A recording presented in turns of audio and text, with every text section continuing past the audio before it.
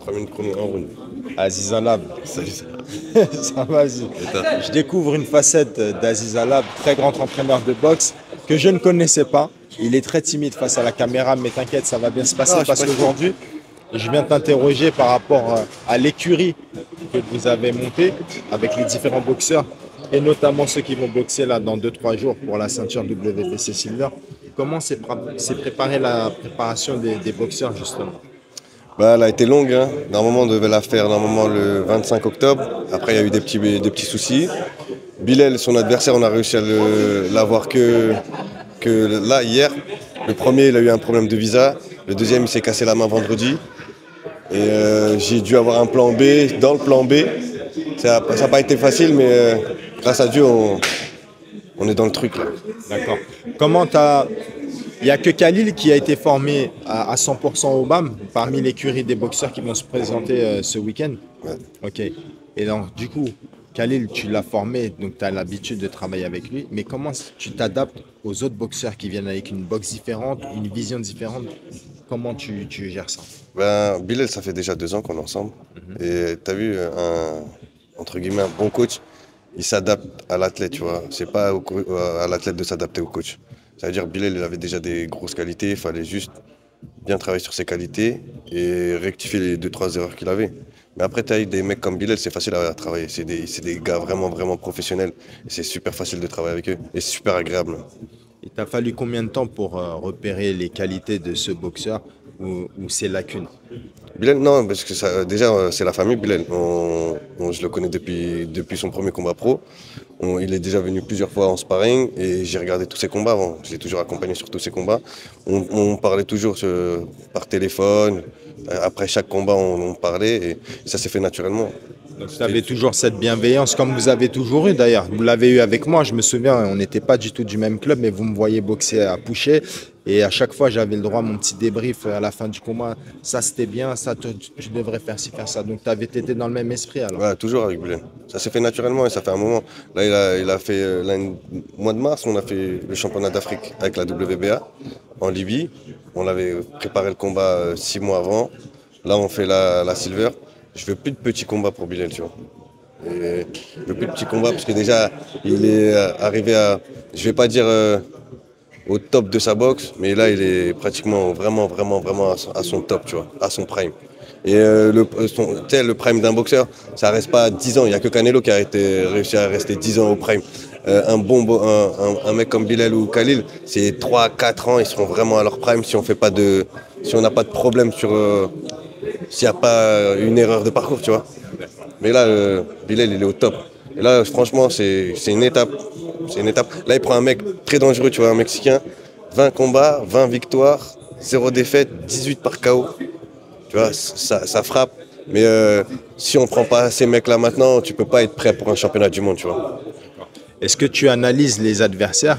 Ton rôle en tant que coach, tu te focalises pour voir comment tu vas préparer tes séances ou ta préparation?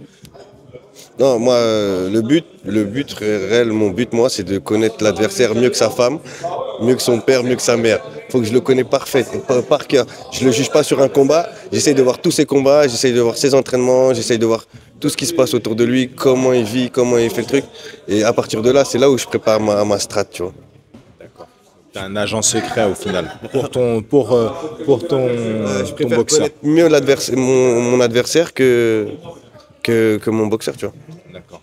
Concernant Khalil, donc tu l'as eu en petit, tu l'avais évolué en amateur et ensuite en professionnel. Vous avez gardé la même ligne directrice ou vous avez dû changer parce que c'est deux mondes différents, hein, l'amateur et le professionnel. Non, Khalil, là, on a dû le faire changer sur la route. Parce que c'était un gros bagarreur avant. Tu sais, il cherchait à éteindre tous les mecs. Et là, aujourd'hui, c'est vraiment un technicien, tu vois. Là, niveau défense, il a une défense parfaite. Et ça frappe toujours aussi fort qu'avant. Mais pour avoir un niveau mondial, il faut que tu sois carré dans tout. Tu ne peux pas être bon qu'un bon frappeur. Ou tu ne peux pas être champion du monde juste avec une défense. Il faut un mélange des deux. Aujourd'hui, il a le mélange des deux. D'accord. Toi, tu entraînes essentiellement ici au BAM, mais ça t'est déjà passé par l'esprit d'aller soit dans d'autres camps d'entraînement en France ou à l'étranger? Je vais souvent en camp d'entraînement. On est parti à Londres, mettre les gants avec Michael Conlan pour Khalil. C'est un top mondial, médaillé olympique et il a été champion du monde aussi. On est parti en Italie chez le mec qui avait la silver juste avant Khalil, Michael Magnesi. Ça s'est très bien passé. C'est très bien passé. Là, on compte juste finir ces combats et se barrer 2-3 mois au Mexique, à Vegas, avec Khalil et Bilal pour continuer la préparation. Et dans nos têtes, c'est une chance, on prépare la chance mondiale, tu vois. On veut ce combat-là va nous ouvrir la porte pour un championnat du monde. Et boxer pour boxer, c'est pas pour nous. Donc là, vous allez partir éventuellement en immersion totale. Ouais, 3 mois. On oublie tout le monde, on vit qu'entre nous.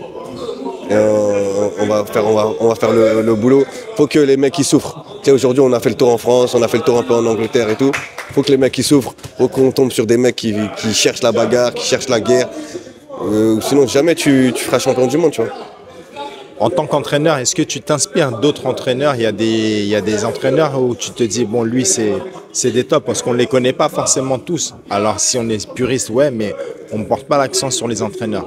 Toi, tu vois quel entraîneur très compétent? Très compétent, il y a mon frère Abadila. Mon frère Abadila, c'est un top du top. C'est un top du top. Après, les autres entraîneurs, je calcule pas trop, tu vois. Je regarde pas. Je fais mon truc, on fait notre truc à notre façon. On est né dans la boxe, on a perdu nos dents de lait sur un ring, tu vois. Depuis tout petit, on est dans la boxe, on a accompagné mon frère Ali dans tous ses combats. Et non, je m'inspire d'aucun coach. Dans la fratrie, tu te situes où sur les frères que vous êtes? Vous êtes 5 frères, tu te situes à quel niveau? Moi, je suis au milieu. Moi et Abadila, c'est comme si on est des jumeaux, tu vois. On a un an d'écart. Ok, d'accord. Et en tant que boxeur, tu as fait des combats? Ouais, je dois avoir une 50aine de combats amateurs. Mais on ne connaissait pas la boxe pro à l'époque. Merci pour ton temps. Est-ce que c'est ouvert à des personnes qui voudraient un peu venir tester? C'est toujours le même état d'esprit ici, on peut venir faire du sparring? Ouais, bien sûr. Il